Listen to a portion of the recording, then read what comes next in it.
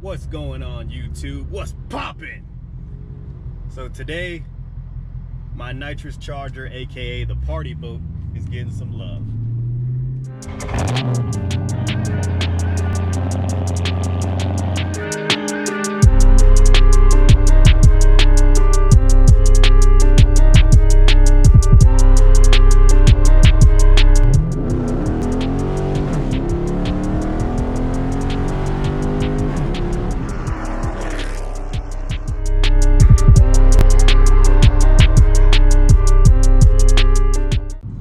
First thing we're going to be doing today is upgrading the brakes. These cars, man, I don't know if the newer Chargers and Hellcats and whatnot, I can't remember if their rotors are cross-drilled and slotted. These on the 12 to the 14 Charger SRT8s are just slotted. Why they went through the trouble of putting Brembos and big brakes on here and just slotted rotors, I don't know, but they did. So mine are really messed up. Today we're gonna take care of that. I got some rotors. I got a brake kit from Power Stop on Amazon. It's like 460 bucks, but it comes with cross-drilled and slotted rotors and the brakes, which are these right here. Yeah, I don't know if y'all can see that, but my interior is gutted all the way. Also, what we're gonna be doing, yeah, I got one of my nitrous bottles with me. We've been on a small shot for a while now. And by small shot, I mean somewhere between, I don't know, 75 and 100 shot. And now today, now that I have my HP tuner, MPVI2 came in the other day, played around with the tune and pulled some timing out, which for those of you who don't know, anytime you're messing with nitrous, one of the main elements of the tune is pulling timing in the range of the RPM in which you're using nitrous. So for me, I'm using my nitrous in between 3,400 and 58 RPMs. You don't want it coming in too low, like below 3 grand. So I went with the conservative approach, and that's where I got mine coming in at. So I went into the tune and pulled about 4 degrees of timing in that range. They say general rule of thumb is 2 degrees of timing pulled for every 50 horsepower shot of nitrous you use. We're going to be trying out the 100 shot today, so I pulled 4 degrees in that range. I'll show you guys in a little bit when we get to the shop where I did that and what it looks like and how I probably did it wrong, but hey, we're gonna go with it anyways. Also, this month later, probably in about 2 weeks, I'm actually getting it professionally tuned by one of the most reputable Mopar tuners around, who just so happens to be about 45 minutes away from me. So that's getting done. But for now, we're just gonna focus on the things that we can do. I mean, there's a couple little things that I need to take care of on this car. For one, the backup camera only works sometimes, so we're gonna be getting that taken care of, which is like, I think they're like $130 or something like that on Amazon or eBay. That's easy, it's plug and play. Got the airbag light on, I don't know if you guys can see that. So, I'm gonna have to get that addressed. Can't remember what else on this thing I need to get done. Definitely need new tires. I got Mickey Thompson drag radials on there now, and those have seen better days. Granted, they don't really last that long anyways, especially when you're driving the car almost every day like I am with this, which I shouldn't be, but it's so hard to not drive this car. Also, gotta get this fixed right here. Yeah, this car's a 2012, man. It's an 8-year-old car, almost 9 years old. It's got some wear and tear, which I found some pretty cool carbon fiber covers for that. They make some cheap like leather covers that you can just throw over top of it, which I'm not gonna go with for obvious reasons, but they make a really nice, there's a guy on eBay, I can't remember his name right now, I'll probably put the link in the description below for that where you can find those, but he makes them all different colors too. So I'm probably gonna go with the red carbon fiber one, and it's just like a hard case cover that goes over the center console. So for now, let's just head over to the shop and get started on these brakes.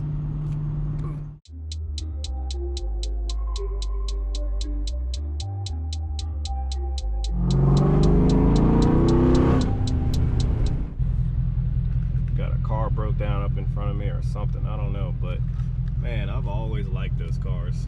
Call me crazy, but there's something about those.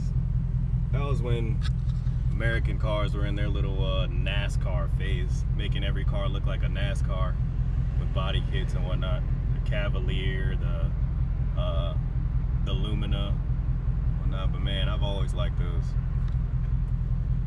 They look good. If only they had a LS in them or something. Man, that's blasphemy coming from a Hemi or Mopar guy. But man, let's see what's going on up here. Dang, that thing's nice. I want to get out and see if he needs a push. I'll go help. Need a push? Need any help? Yeah, let me push it over that way. That way? All right, I'll help you.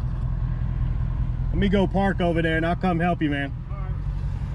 Man, that thing is clean as shit. Let's go get out and give this guy a hand. Ugh.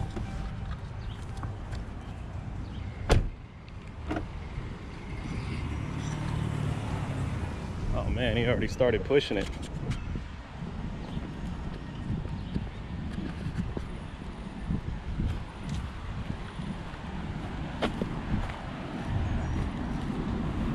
Whew. Thing is clean, man. Ready?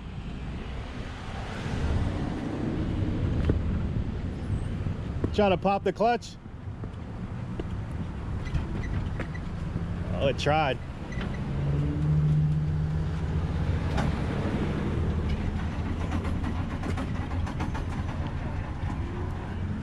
Doesn't like that. Hold on.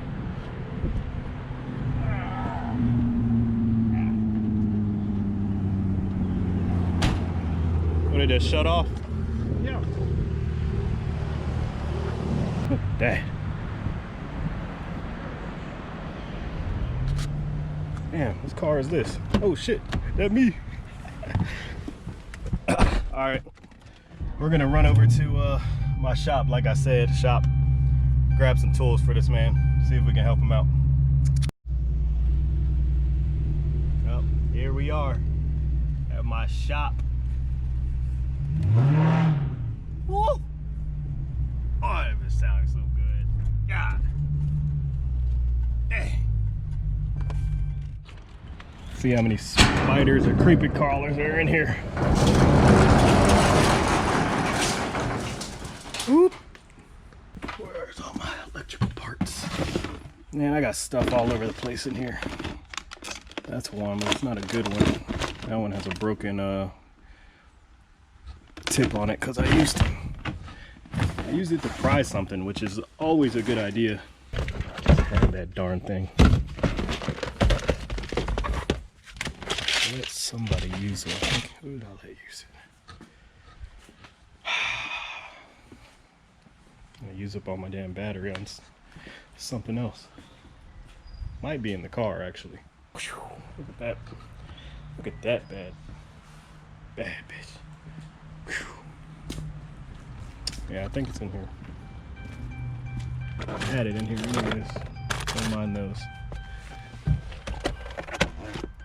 Ah, there she is. Damn, it's in there the whole damn time. No lacking.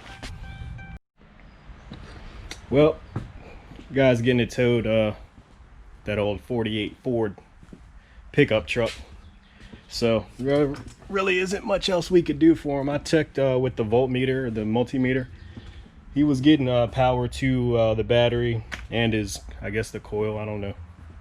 But nothing from there, so I guess it wasn't getting spark, who knows. Me, it sounded like it didn't have compression. I didn't have the heart to tell him that, yeah, it sounded a little rough trying to start anyway, but we'll see. Like I said, he's getting it towed, so for now we're on to the party boot. So let me get this thing jacked up, my old trusty old jack over there, and my jack stands that are way too big, overkill for what I'm using. But hey, if you watch Vice Grip Garage, you know that way too much is just perfect.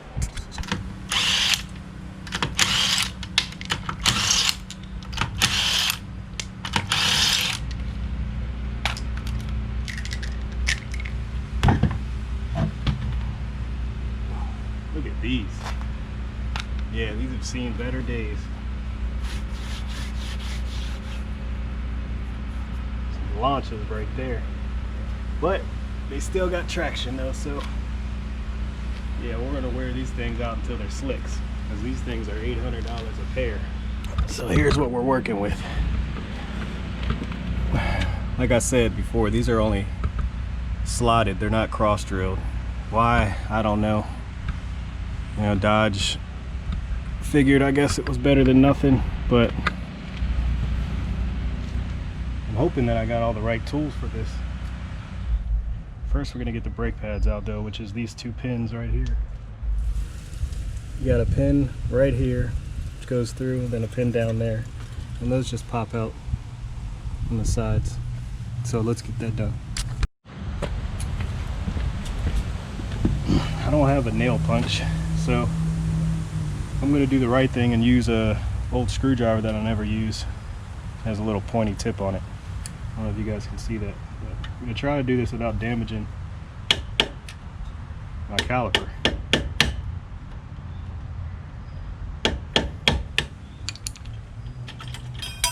There's two. And this comes right out.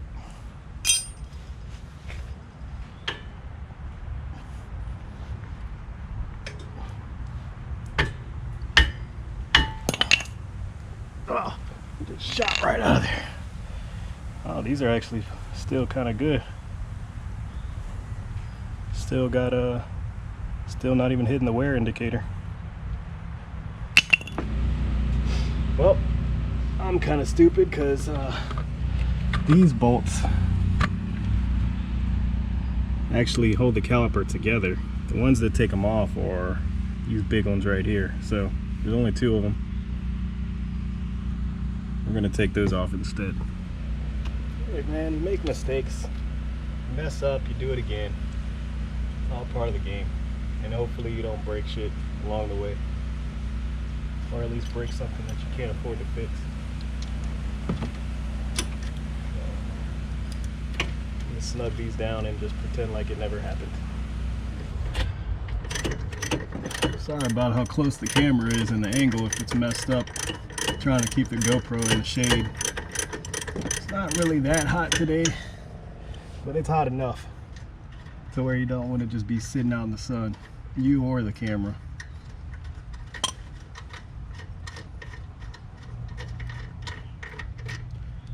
Bolts come right out.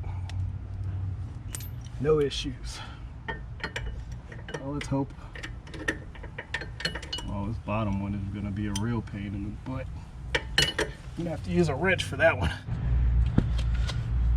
Got lucky and happened to have a 18 in my lineup. Oh.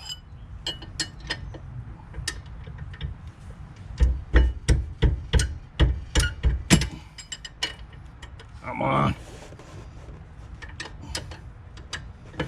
There we go. Thank you.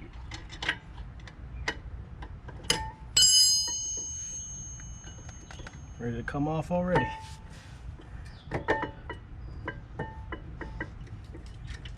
Come on, Harbor Freight Jack, don't let me down now. This will be a terrible time.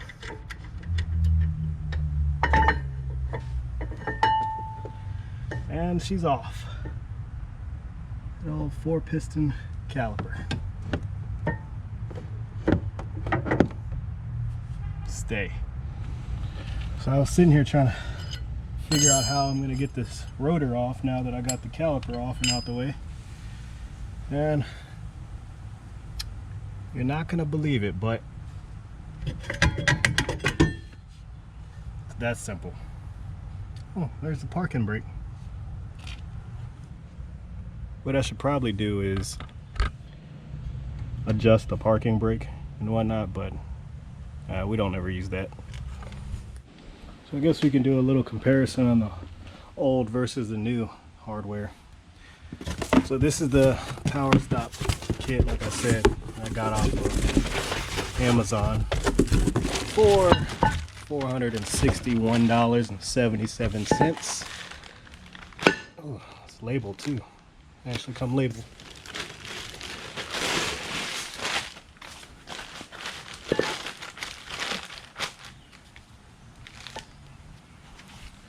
So you can definitely see the difference. These are important. Rotor just can't dissipate heat fast enough without these cross drills.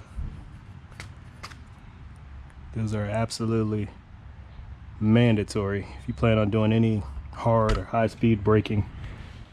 Let's see what the new brakes look like. This damn tripod. I'm assuming they come with all the new hardware you need. That's awesome. And brake lube. I was just about to ask. Definitely need that if you don't want your stuff making noise. And come on. That's one way to do it.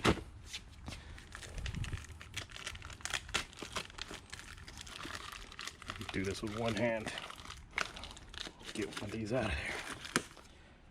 Power Stop Extreme. So these are carbon fiber ceramic pads, and this is the Z26 kit, which is their pretty much top of the line kit, unless you get calipers too, which obviously I'm not getting because I like my Brembos. I think the factory pads are carbon ceramic too. I'm not sure. Or maybe they're just ceramic. They look like they're different material. It's hard to say though, because these are new and these aren't, and they're glazed. I mean, that is smooth as a baby's butt. These are definitely glazed too, and out in the sun you can see like little heat spots going around them. Well, let's get that one on there and get these new pads in and hardware. So we went ahead and got the rotor on and the caliper bolted down, and you want to make sure you lube these up generously. I probably didn't even put all this in the right spot, but it shows you on the pack here where and how to lube them. Well, not how, but where anyway. So got one pad in, lube the back of that pad up, and I'm going to get this other pad in, but in the meantime you have to put this in with the pins, which I also need to lube up to hold this in. Otherwise you're gonna have a hell of a time getting this in. So we're gonna do that, and then we'll get started in the front. Well, we got one done and on there. I kind of cleaned the caliper up a little bit just to make it look a little better, but we got them in there. The pins were kind of a pain in the ass because there's like no room in between there to get these to hammer these pins back in there. But as you can see, they're all in there. So I guess it's time to move on to the front. That one's gonna be fun. So let's get right to it. Started doing the front, and man, let me tell you, these bolts getting this caliper off were a pain in the butt. I had to hit them with the damn hammer, or hit my ratchet with the hammer, I should say. But check these out. You can see how bad these are. Yeah, these are beyond melted. That's them high speed slowdowns in Mexico. But I just thought I'd show you guys that. We're gonna go ahead and get the rest of this done real quick and move on to the next one. It's a handy little tool to have around. These are like little twist ties, but they're bigger and they're rubbery. I guess they have metal inside them, but use that to hang up your caliper so it's not hanging and putting stress on your brake line or breaking it. Yeah, I got this for a job I used to do. I bought them at Home Depot. I can't remember how much they are, but they come in a pack of different sizes and whatnot. Just a good thing to have around. Whew. All right, it wasn't easy, but we got it done. Man, really wasn't too bad, man. It was just hot and I had to do it in the sun. And the fronts gave me some trouble, man. Those little pins that hold the pads in were a pain in the ass. But as you can see,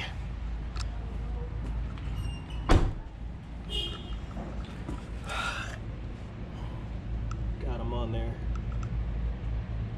And I already did the break-in.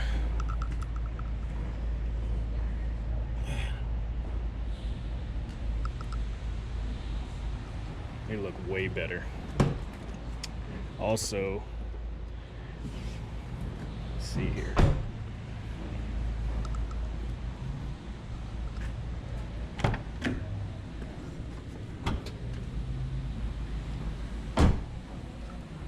Now the fun part begins.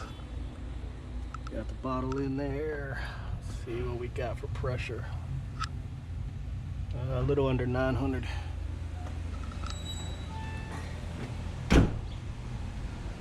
So we'll heat it up, warm it up, and then do some pulls. Hopefully it likes this 100 shot and everything performs like it's supposed to. We're gonna do some data logging here with the VCM scanner from HB Tuners. So yep, let's get it. Right now it's sitting at 843. So I want it to be right around 950 to 1,000, sometimes even 1,050, just depends. It's pretty hot out here, so it shouldn't take long for this to heat up. Got our heater on right now. While we're waiting for it to heat up, I'm gonna